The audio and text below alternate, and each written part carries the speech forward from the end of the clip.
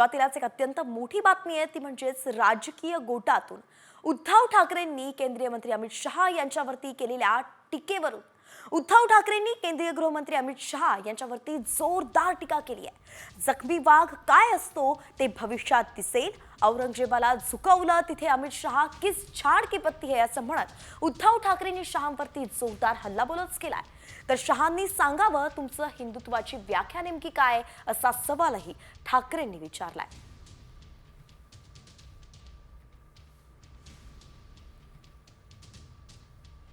उद्धव ठाकरेंना त्यांची जागा दाखवणार आहे।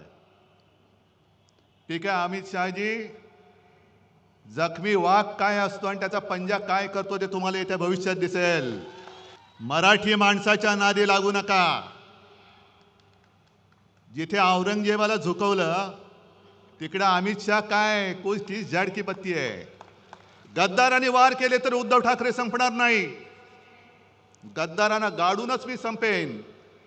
कारण अफजल खानाचा पोवाडा तुम्ही ऐकलात ना, मिठी मारू तर प्रेमाने मारू, पण पाठीत वार केला तर मात्र वाघ नका काढू।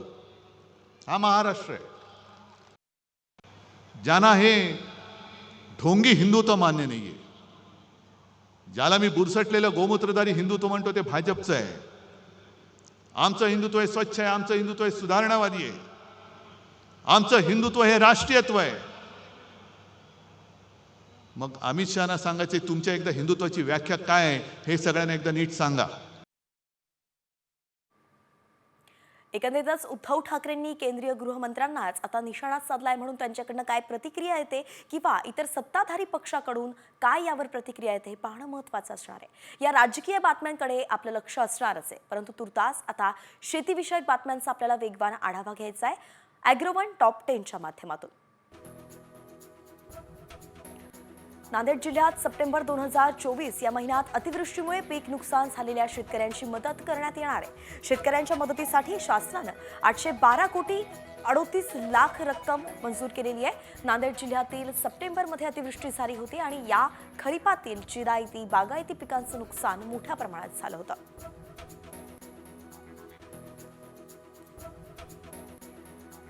केंद्र पुरस्कृत पंतप्रधान सूक्ष्म अन्न प्रक्रिया उद्योग योजनेअंतर्गतच परभणी जिल्ह्यात एक जिल्हा एक उत्पादन अंतर्गत ऊस या पिकाची निवड करण्यात आली आहे। या योजनेत जिल्ह्यात आतापर्यंत 13 कोटी 81 लाख रुपये रकमेचं वैयक्तिक कर्ज हे प्रस्ताव मंजूर करण्यात आले, तर त्याद्वारे 189 लाभार्थींनी उद्योग सुरू केले आहेत। खानदेशात दादर ज्वारीची पेरणी यंदा अपेक्षेएवढी झालेली नाहीये। अनेकांनी कोरडवाहू क्षेत्रात ज्वारीऐवजी हरभरा पेरणी केली आहे। ऑक्टोबरमध्ये पेरलेलं ज्वारी पीक निसवू लागलंय।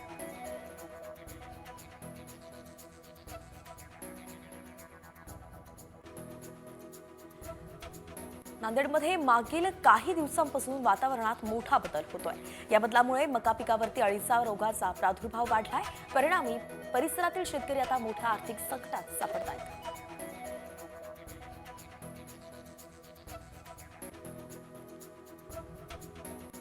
जुन्नरच्या नारायणगाव बाजार समितीत टोमॅटोला कवडीमोल बाजार भाव मिळतोय। 5 ते 10 रुपये प्रति किलो भाव मिळत असल्यानं शेतकऱ्यांचे डोळे पाणावलेत, तर उत्पादन खर्च सोडाच पण वाहतूक खर्चही मिळत नसल्यानं शेतकऱ्यांच्या मेहनतीचा अगदी चिखल होतोय।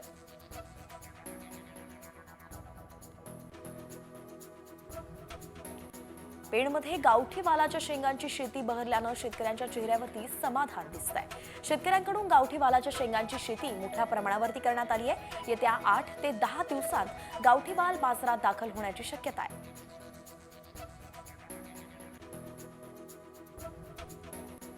जळगाव जिल्ह्यातील भुसावळ तालुक्यात झालेल्या अवकाळी पावसामुळे शेतकरी चांगलाच अडचणीत आलाय। शेतकऱ्यांनी भाववाढीच्या अपेक्षेने कापूस घरातच ठेवला। भाववाढीबाबत सरकारकडून कोणत्याही प्रकारच्या हालचाली दिसत नाहीयेत। किती दिवस कापूस घरात भरून ठेवायचा या विचारातूनच काही शेतकऱ्यांनी अगदी व्यापाऱ्याला कमी दरात कापूस विक्री केलाय।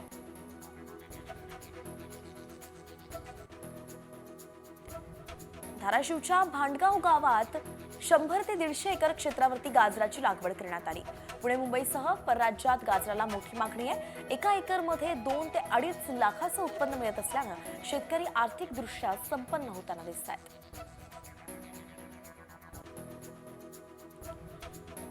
मावळ तालुक्यात बदलत्या हवामानामुळे गुलाब शेतीवरती परिणाम झालाय.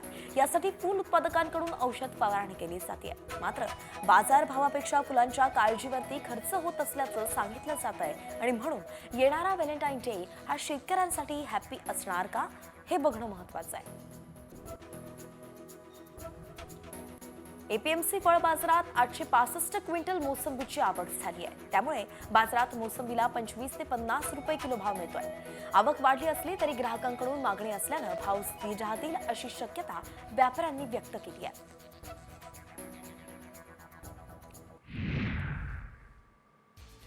तिलारी धरणाच्या उजव्या कालव्याची पाईपलाईन कोसळल्यामुळे शेती बागायतींना फटका बसलाय.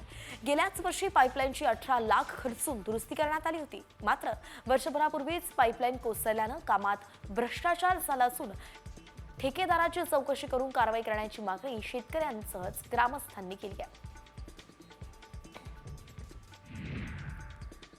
धाराशिव जिल्ह्यातील शेतकऱ्यांच्या खात्यावरती अतिवृष्टीचं अनुदान जमा होण्यास सुरुवात झाली आहे. शेतकऱ्यांनी केवायसी करून सुद्धा अनुदान मिळत नव्हतं आणि म्हणून अनिल जगतापांनी मुख्यमंत्र्यांकडे तातडीनं अनुदान द्यावं अन्यथा आंदोलन करू असा इशारा दिला होता. अखेर हे अनुदान खात्यात जमा झाल्यानं शेतकऱ्यांना दिलासा मिळालाय.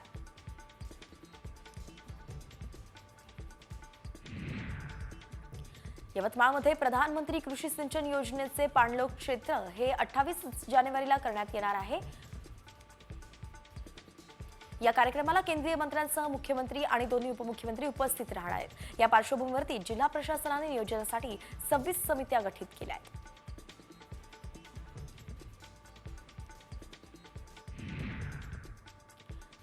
हिंगणघाटच्या वृक्षमित्र परिवाराकडून कडुलिंबाच्या वृक्षाचं यशस्वी पुनरोपण करण्यात आलं.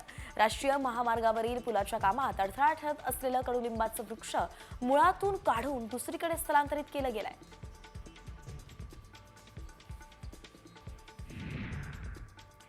प्रजासत्ताक दिनाच्या वर्धापन दिनी बीडची कन्या दामिनी देशमुख यांच्या नेतृत्वात वायुसेना तुकडी पथसंचलन करणार आहे. त्यांची तुकडी विमानातून पुष्पवृष्टी करून ध्वजारोहणाला मानवंदन देणार आहे. दामिनी देशमुख एअर फोर्समध्ये फ्लाइंग लेफ्टनंट असून त्यांना मिळालेला बहुमान बीडसाठी अभिमान आणि गौरवाची बाब आहे. 16 वर्षाच्या एका विद्यार्थ्यानं शाळेच्या 3ऱ्या मजल्यावरून उडी मारून आयुष्य संपवलंय. वर्गातून अचानक उठून तो शिक्षकासमोरूनच चालत गेला. दरवाजात चप्पल काढली आणि इमारतीच्या 3ऱ्या मजल्यावरून त्यानं उडी मारून आपलं आयुष्य संपवलं. आंध्र प्रदेशातील अनंतपूर इथे ही घटना घडली आहे.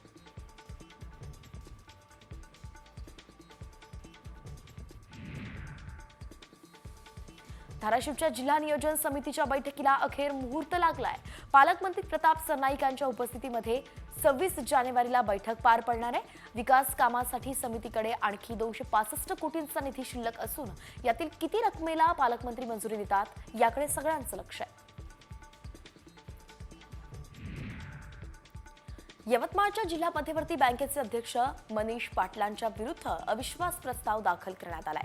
या अविश्वास प्रस्तावासंदर्भात 31 जानेवारीला सभा घेण्यात यावी असे निर्देश विभागीय सहनिबंधकांनी दिले. विशेष म्हणजे पाटलांच्या विरोधात 20 पैकी 14 संचालकांनी मोटबांधणी केली आहे. धाराशिवच्या भूम तालुक्यातील सुकटा गावाजवळील पुलावरून जाताना वाघ आढळला आहे. वन विभागाच्या वतीनं या ठिकाणी वाघाचा शोध सुरू करण्यात आलाय. नागरिकांनी सतर्क राहावं असं आवाहन सुद्धा करण्यात आलंय.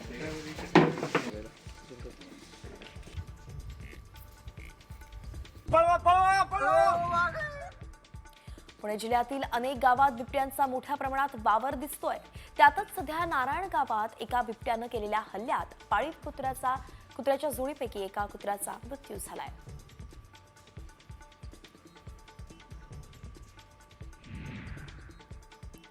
महसूल अधिकारी मारहाण प्रकरणानंतर दाखल गुन्हे मागे घेण्यासंदर्भात धुळ्यात मोर्चा काढण्यात आला.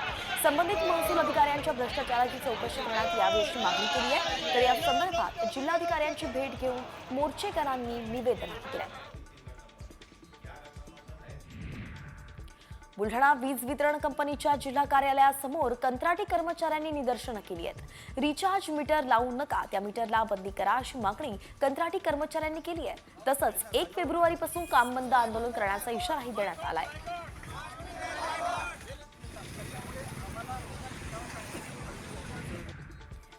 पुरंदर विमानतळाला बाधित 7 गावातील नागरिकांनी विरोध केलाय. खानवडी, पारगाव, मुंजवडी, एकतपूर, वनपुरी आणि उदाचीवाडी इथल्या ग्रामस्थांनी मोर्चा काढलाय. सासवडमध्ये मोर्चा काढत नागरिकांनी पुरंदर विमानतळाला विरोध केलाय. तहसीलदारांना या प्रकरणी निवेदनही देण्यात आलंय.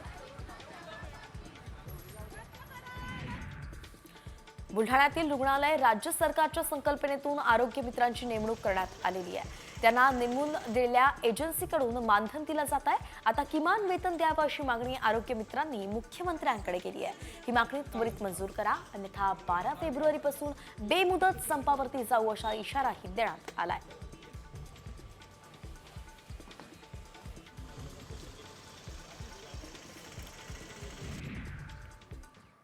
तर गुइलेन बॅरे सिंड्रोमनं राज्याचं टेन्शन वाढवलंय. पुणे शहर, पिंपरी चिंचवड आणि ग्रामीण भागात जीबी सिंड्रोमच्या रुग्णांची संख्या अगदी 67 वरती पोहोचली आहे. यापैकी 13 रुग्ण हे व्हेंटिलेटरवरती आहेत. काल दिवसभरात 8 रुग्णांची भर पडली आहे. दुसरीकडे पुणे महापालिकेच्या रुग्णालयांमध्ये सुद्धा जीबीएस रुग्णांवरती उपचाराची सोयच नसल्याचं दिसतंय आणि म्हणून रुग्णांवरती खासगी रुग्णालयांमध्ये उपचार सुरू आहेत. मात्र खासगी रुग्णालयांमध्ये उपचारासाठी लाखोंचा खर्च येतोय.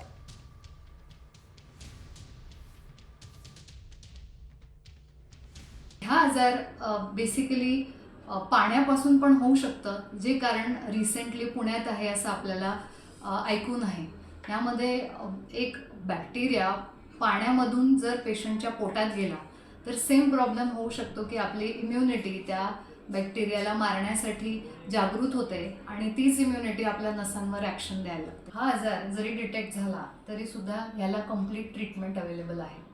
पेशंटला ॲडमिट करून 5 दिवसाच्या इंजेक्शनचा कोर्स दिला जातो आणि मॅक्झिमम पेशंट्स इम्प्रूव्ह होतात. तर जीबी सिंड्रोमवरती लस जी आहे ती उपलब्ध असून रोगी जे आहेत ते लवकरच बरे होऊ शकतात असं आता तज्ज्ञांचं म्हणणं आहे. म्हणून यातील किती जण आता बरे होतात हे पाहणं महत्त्वाचं असणार आहे. राज्यभरातील आता इतरही बातम्या आहेत, त्यांचा टॉप 50च्या माध्यमातून वेगवान आढावा. वानगाव आणि डहाणू रोड स्थानकादरम्यान रोड ओव्हरब्रिजच्या कामासाठी पश्चिम रेल्वेवरती 1 तासाचा ब्लॉक घेण्यात येणार आहे. त्यामुळे शनिवारी सकाळी 10:30 ते 11:30 आणि रविवारी सकाळी 9:50 ते 10:50 या कालावधीत अप आणि डाऊन लाईनवरती काही मेल एक्सप्रेसच्या वेळापत्रकात बदल करण्यात आलाय. सिडकोकडून नवी मुंबईत तब्बल 26,000 स्वस्तातील घरं उपलब्ध करून दिली जाणार आहेत. यासाठी सिडकोकडून अर्ज नोंदणीचं आवाहन करण्यात आलंय. त्याला उत्स्फूर्त प्रतिसादही मिळतोय. या पार्श्वभूमीवरती आता सिडकोनं अर्ज करण्याची मुदत 25 जानेवारीपर्यंत वाढवली आहे. आता केवळ 20 रुपयांत 4 महिने मोबाईलचं सिम कार्ड ऍक्टिव्ह राहणार आहे. देशातील मोबाईल वापरकर्त्यांना सरकारनं मोठा दिलासा दिलाय.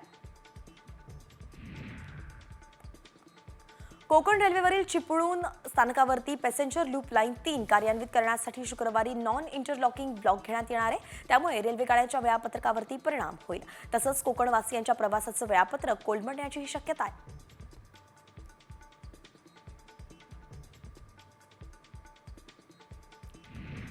मध्य रेल्वेनं रोहा स्थानकावरती 5 मेल एक्सप्रेस गाड्यांना थांबा देण्याचा निर्णय घेतलाय. 25 जानेवारीपासून याबाबतची अंमलबजावणी सुरू होणार असल्यानं कोकणातील प्रवाशांना मोठा दिलासा मिळणार आहे.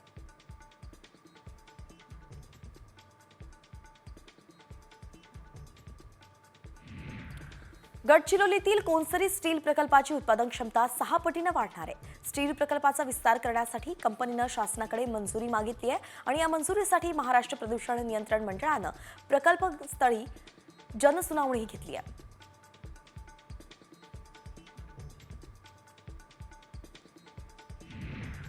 मुंबई विमानतळावरून प्रवाशांच्या वाहतुकीसह माल वाहतुकीत मोठी वाढ झाली आहे. विमानतळावरून महिन्याला 4,102 टन तर दिवसाला सरासरी 204 टन माल वाहतूक केली जाते.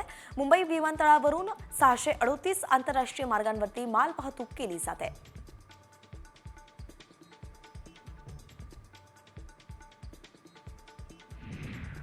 कोल्हापुरातील व्हाईट आर्मी यांच्या वतीनं माजी केंद्रीय मंत्री शरद पवारांना आपत्ती व्यवस्थापन महायोद्धा या पुरस्कारानं सन्मानित करण्यात आलं. राज्यात वेळोवेळी आलेल्या आपत्तीवेळी मदतीसाठी धावून येणाऱ्या विविध सामाजिक संस्थांचा तसंच दैनिक सकाळचा या कार्यक्रमामध्ये गौरव करण्यात आला.